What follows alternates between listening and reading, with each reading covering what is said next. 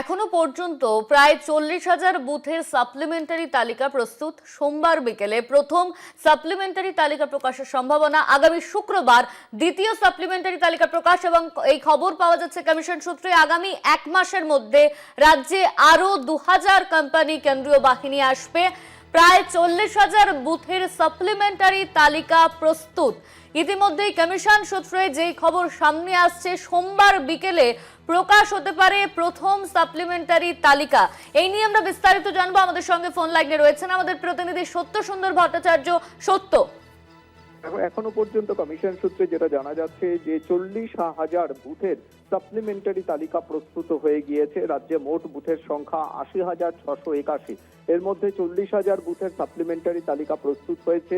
যেটা জানা যাচ্ছে কমিশন সূত্রে আগামী সোমবার দিন বিকেলে প্রথম সাপ্লিমেন্টারি তালিকা প্রকাশিত হতে পারে, এমনটাই কিন্তু কমিশন সূত্রে খবর।